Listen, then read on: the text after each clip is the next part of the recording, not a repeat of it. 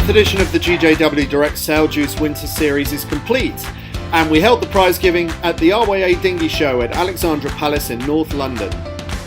Now, I probably don't need to tell you that this was the coldest winter in some years, so a huge congratulations to all those sailors who were brave enough to get out there and compete across at least one or more of the 7 events in the series. And an even bigger congratulations to those hardy souls who competed in all 7.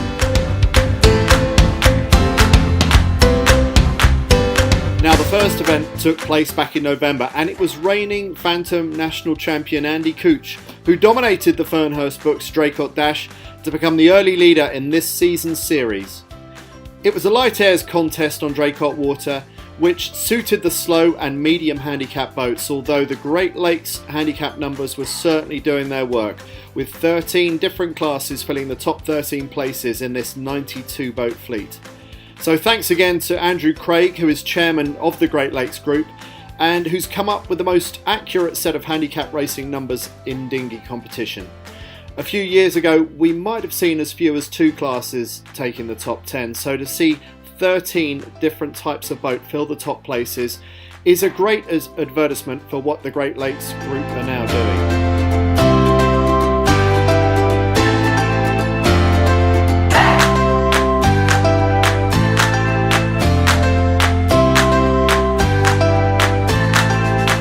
Next up was the Datchet Flyer near Heathrow Airport, with Peter Gray, Richard Pepperdine and Simon Forbes racing their National 18 to victory in wintry weather at Datchet Water Sailing Club.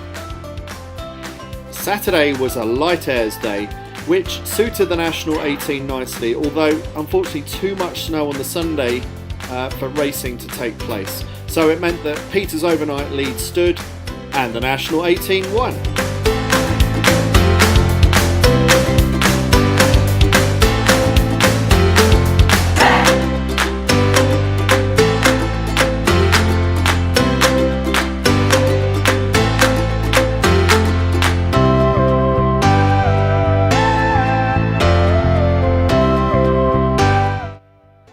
Third event in the series takes place just after Christmas, and it's the furthest north of all the events. It's the Yorkshire Dales Brass Monkey, which takes place in an incredibly beautiful setting. That's if you can get to it. The weather was pretty awful this year, so well done to those that made it through the ice and the snow to get there. Now, this event was booked out weeks in advance, as it often is. So it was another competitive event, and this year it was won by local sailor Graham Tinsley from the host club.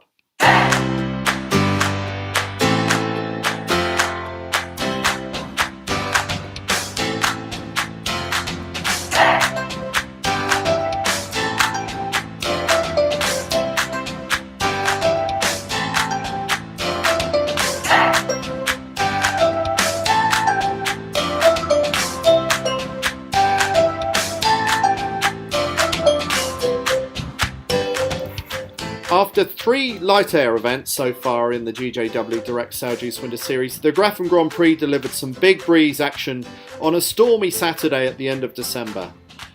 Some of the winds were gusting as high as 30 knots. So of the 169 entries, only 73 actually took to the water for the racing. Now, for the second year running, the Fast Fleet was won by David White and John Sweet from the host club in a Nacra F18. In the medium handicap fleet, it was Stuart Jones from Datchet who sailed his contender to 3 straight bullets, and Fergus Barnum and Andy Hunter won the slow handicap in their GP14.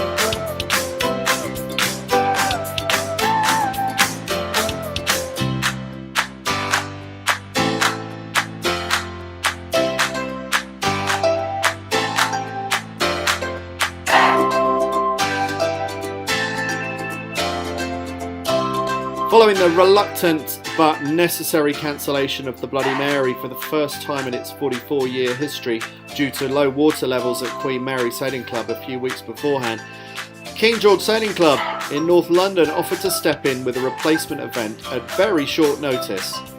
Like the Bloody Mary, the Gallop was a single pursuit race, and it was won by Ben Schooling, who sailed his Musto skiff in a cold northerly breeze of 10 knots. Now, we've had so much great feedback about the reception the sailors received and how well the members of King George stepped up to the plate so quickly and with such great enthusiasm. So congratulations to Commodore Tony Cooper and all his team there who put together the King George Gallop for the very first time. But meanwhile, we're also looking forward to welcoming back the Bloody Mary to the series next winter after unfortunately missing out this season.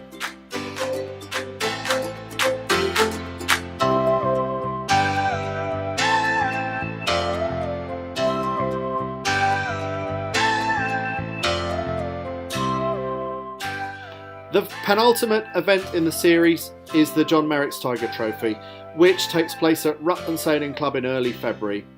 Now, on the Saturday, unfortunately, it was too light for racing, but the sailors did have a great evening.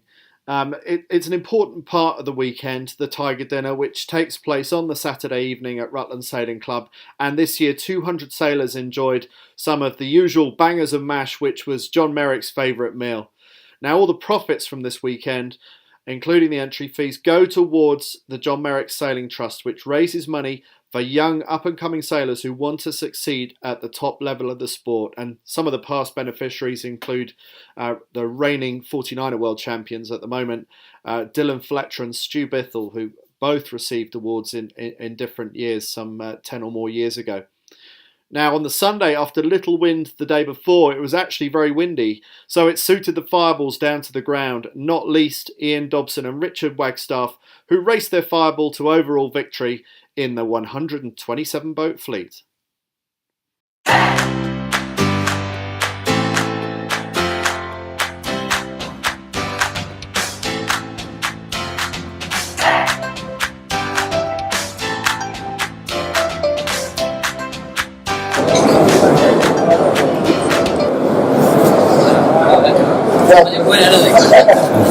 You won something last year. You really turned up and beat all the amateurs at the Tiger Trophy. But thanks for joining us. You're one of the trustees of the John Merrick Sailing Trust. So tell us about that. The series this year, and also obviously the Tiger Trophy, is raising £1,500 in support of part of the entry fees towards that. Just tell us what the John Merrick Sailing Trust does for sailing in this country. Thanks, Andy, and great to see so many people here. It was all looking a bit touch and go yesterday morning, but so I'll put my John Merrick Sailing Trust hat on. The Tiger Trophy obviously is a very special event for us because Johnny actually was the first winner of that event, and next year is the 25th anniversary of that event. And sadly this year is the 20th anniversary of Johnny's tragic accident in Italy at the Melger's 24 Europeans, where he passed away in a car crash. And ever since then we've been raising money and putting that money to good use to help junior sailing programs, buying boats for clubs, for Sea Scout groups, but also importantly supporting individuals like John himself, who had a lot of support when he was growing up at Rutland, in order to help make the step up, in his case from a mirror to a 420 and eventually to a 470, where I was lucky enough and Andy also did a lot of sailing with Johnny back in the day. So we reinvest that money. We put a lot of smiles on a lot of young people's faces. I'm hoping to see 7 of them here today. I have the nice job of writing to them to tell them when they've won an award, and it's really thanks to all the money that you good folk help us raise at these events. The Tiger Trophy every year raises several £1,000s for the John Merrick's Trust, and obviously every bit of money goes to a good cause. We're not a professional organisation, we're volunteer run, we do our best, and like I say, we put a few smiles on a few young faces, so hopefully support a few champions in the future too. And thanks very much, because we actually have a special donation that we did for the Merrick Trust. Part of the entry fee goes from the Rutland, but also £700 we actually raised for you guys folks here to go to the Merrick Trust. So congratulations. Thank you very much. Thanks very much. I appreciate you making the time. You're a busy boy today.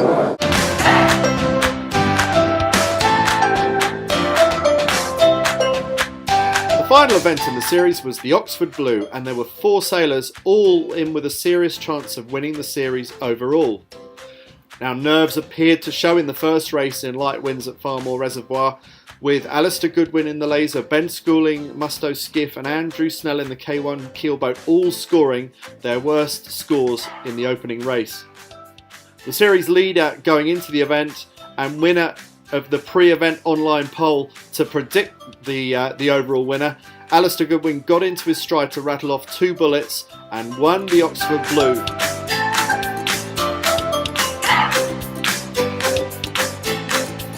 Now, we've got a number of smaller series within the overall series, so let's just give you a rundown of what happened there. The Allen Performance Challenge looks to acknowledge those sailors making the most progress towards the front of the fleet in every race, using statistical analysis based on trend across each of the races and corrected times. In the overall rankings for the Allen Performance Challenge, it was Ian Morgan in the D0 who was third, with Colin and Ollie Murray from Norfolk Punt from Olswater in second, and the overall winner was Richard Botting in the Blaze from Draycott Water Sailing Club.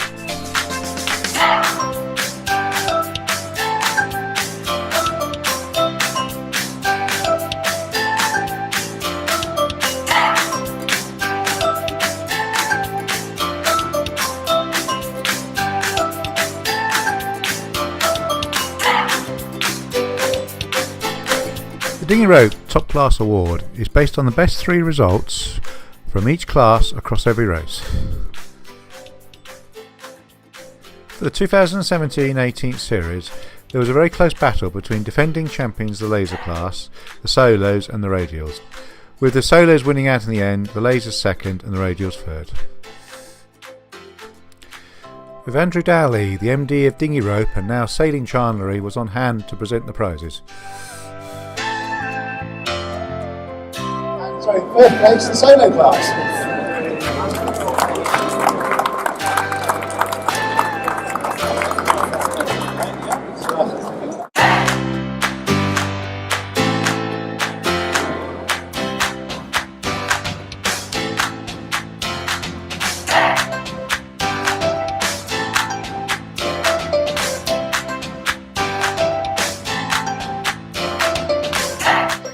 It was great to see so many ladies competing this winter as part of the Gull Top Lady Rankings, with Mike Pickering, the MD of Gull, coming along to present the prizes at the RWA Dinghy Show. Some familiar names, a bit of swapping order, but in third place we have Val Millard, the challenger from Rutland Sailing Club.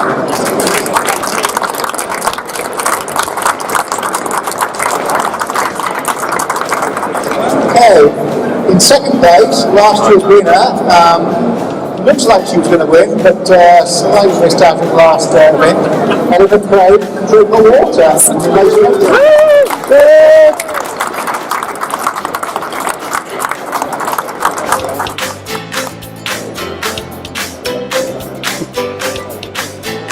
Sorry? And in first place, I don't think she's here, it's stuck in the West Country. Emma Stevenson sailing Osprey.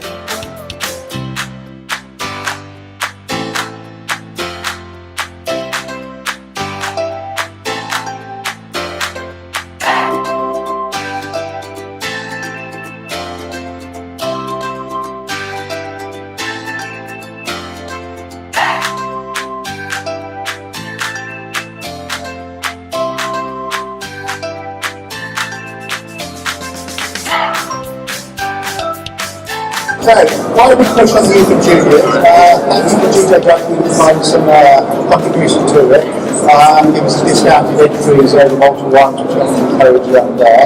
The youth and juniors have done very well here, and I think we've seen a bit of resurgence in the youngsters coming out. Something that we certainly want to encourage in the future. A chance to sort of experience the joys of adult sailing and lifelong sailing.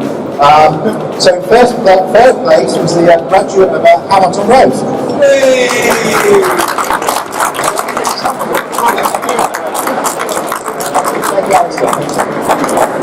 And great to see the graduates out there. Hope to see more. In second place, and actually the first junior, so it's actually been great to see a growth in number of youth sailors, but also a bit of a growth in the junior sailors who actually the next fleet coming through. George Sunderland from Ultra Marathon News in the later radio.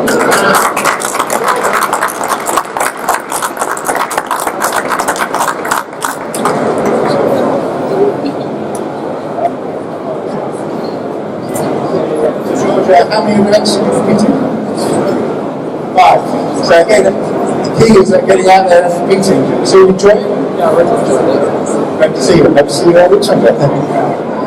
And in first place, last year's winner, George Cole, the laser.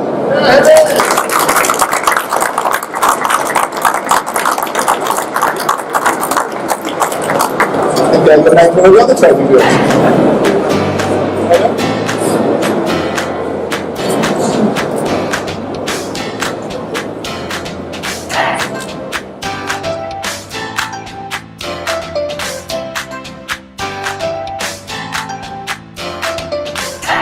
Speed 6 Challenge, now in its second year, saw the data from the Sail Racer GPS tracker taken to find out who was the fastest over the 4 events, both on corrected and actual times.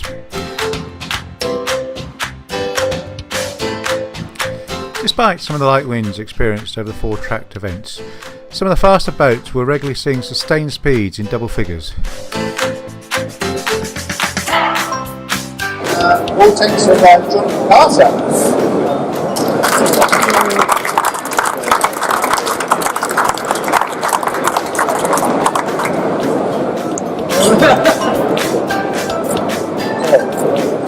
In second place, and regular winners of the Speed 6 Challenge, Ralph and Sophie Singleton of the RS 800 from Datchet.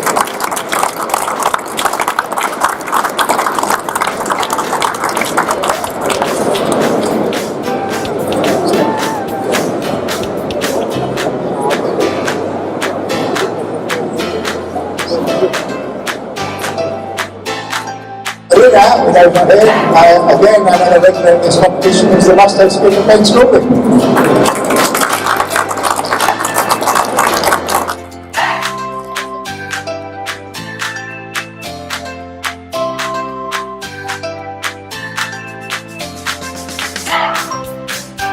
One of the things we've been running in parallel with the usual scoring under the Great Lakes handicapping is an experimental form of scoring that we call dynamic handicapping, and it's my co-organiser on the Sail Juice Winter Series, Simon Lovesey, who's been developing the process. So Simon, for those that aren't familiar with dynamic handicapping, which I think is probably most of us, what is it and how does it work? What we're trying to do is use the data that we're collecting from the GPS trackers, and there's a lot of data, remember it's on a sort of a leg by leg, lap by lap basis, to analyse the performance of each class across those different legs, and to really try and work out what the handicap should be based on sort of historic values. So it sort of follows the logic of when there's strong winds, the faster boats tend to pick up and sell the handicaps, and in the lighter winds, the slower boats tend to perform better. So what we're trying to do is trying to even out some of that sort of deficiencies that you see across different wind strengths, and really give everyone a chance in every race, regardless of what boat they're sailing and what wind conditions that we're seeing. Okay, so you ran it in a few of the events during the 2017-2018 series, and there was some similarities with the Great Lakes scoring, the official scoring, but there were some differences. What was sort of your anecdotal observations from running it for the first time? Well, we ran it in 4 of the events, which were all of the lighter conditions. And in those events, it was the boats like the Fireball, the 420s, the Challengers were struggling. They need a good breeze to pick up. And what we were able to do is to really look back in history of all the performance data we have, and to see that the Fireball would be given a handicap that would be a bit more sort of fair in those conditions. So what we saw is probably still similar results with boats like the Solos and Phantoms still being up there. But boats like the Fireball, particularly people like Ian Dobson, having a better chance in the lighter winds. So I think it started to prove what we felt that was there, that in the lighter winds, that the faster boats who need a good breeze could be given a chance on handicap.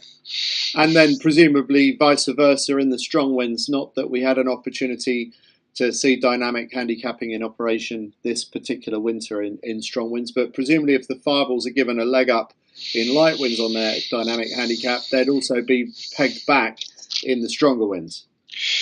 That's right, and we've got a few historic races which are stronger winds, and we see that happening where the slower boats get the advantage in the stronger winds, and I think that's what we're aiming to do, is to really sort of even out any sort of advantages or disadvantages that particular wind strengths bring to certain classes. Well, Simon, thank you very much. It's been an interesting experiment so far, and we look forward to seeing more dynamic handicapping in future series.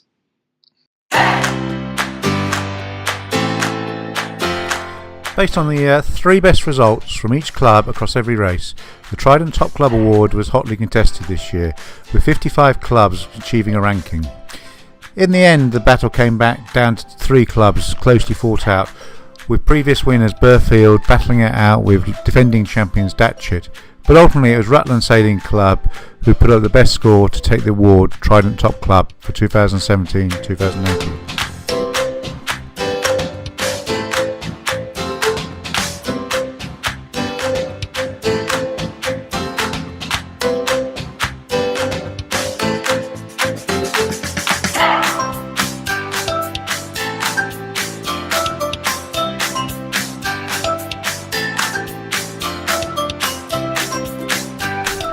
With several class associations using the Sail Juice Winter Series as part of their own winter series, we were able to produce extractive results for many of them.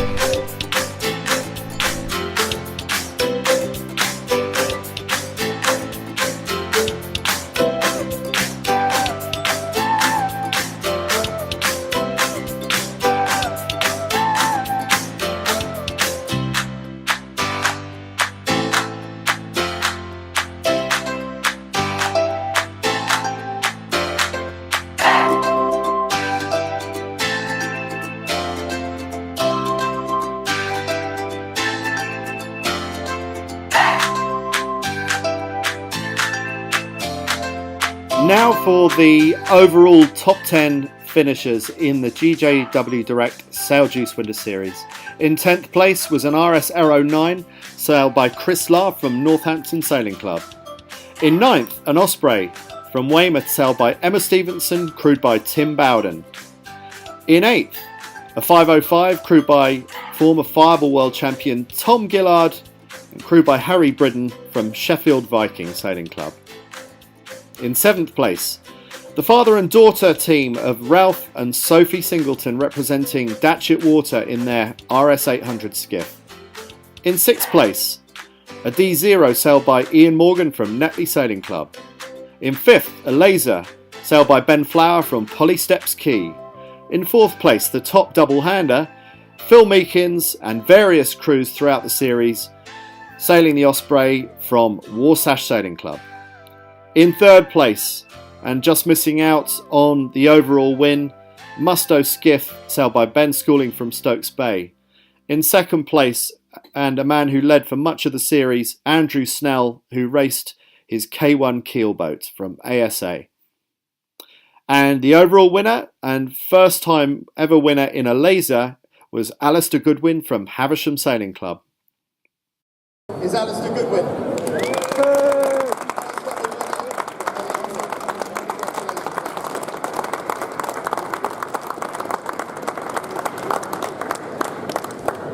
So, congratulations. Lasers have done pretty well in the past, but this is the first time that a Lasers actually managed to win the overall series. What for you were the key moments that you felt you did particularly well throughout the 7 events? I felt like the key moments when the Laser benefited at these events was being able to get off the starts cleanly and quickly, and also getting in and out of tight arm ramps, because you can just get in and avoid having to go the long way around. And you've been in the youth squad, you've sailed with the senior squads as well, and done a little bit of sailing with them, but you've decided in the meantime, in the short term at least, to get a proper job, is that right? Yes, that is right, yeah.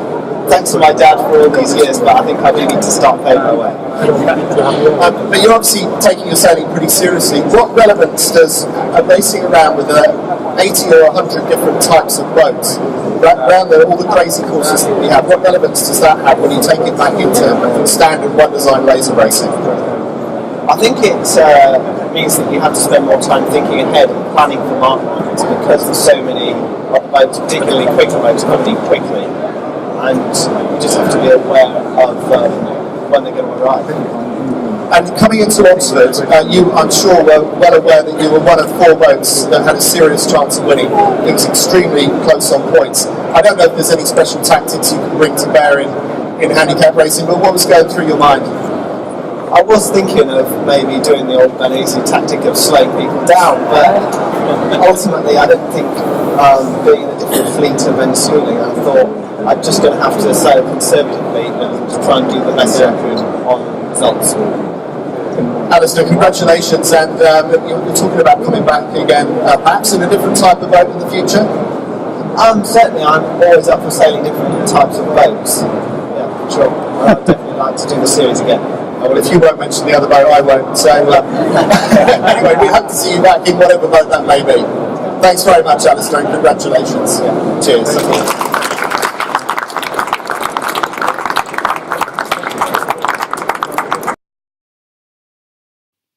So thanks to GJW Direct, who have been the title sponsor for the past 6 seasons of the series, and we're proud to have helped raise the company's profile in the UK dinghy scene.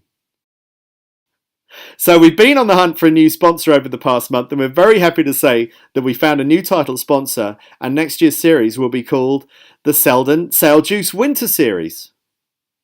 Now, it's really exciting to welcome Selden on board as our new sponsor. Like our previous title sponsor, GJW Direct, Selden have been smart enough to spot the almost unrivaled opportunity to reach the full breadth of the dinghy racing scene through just this one series. Selden make masts and equipment for nearly every boat that competes in the series, yet with almost 100 different racing classes competing at our events, it would be an enormous task to build any kind of meaningful connection with all of those fleets. So this series creates the ability to reach all those classes in one go. Added to that is the fact that there is not much other racing going on during the winter months, so the series has become the place to get in some really high quality competition. And even for those that don't actually brave the weather to compete, we get a large following through the series website and also on social media, because people want to know how their friends and family are faring out there on the water in the cold months. Selden have come in at an exciting time for this series. My co-organiser Simon Lovesey and I can barely believe that we're already closing in on the 10th anniversary, and we're working on some developments that we believe will one day take handicap racing to an even more interesting place than it is today. But the 10th anniversary, it's a special one, and we're going to be doing some special things. We've also got a new sponsor coming on board, so if Steve Norbury could just join us up on stage. Next year, the series will be called the Selden Sail Juice Winter Series, and we're very pleased to have Selden on board. Thanks very much, Steve. So, Steve, you're a competitor in the series as well, in the RS area. Yeah, that's right. So I've done a few of the series, and what really strikes me is the variation in the number of people that are competing, and the clubs that it goes to, and the classes that it brings in. And it's all about participation, and I think that the Sail Juice is really important in bringing people and classes and clubs together and increasing the participation in the sport. And I think I would like to thank GJW for promoting the event the last few years. They've done a fantastic job.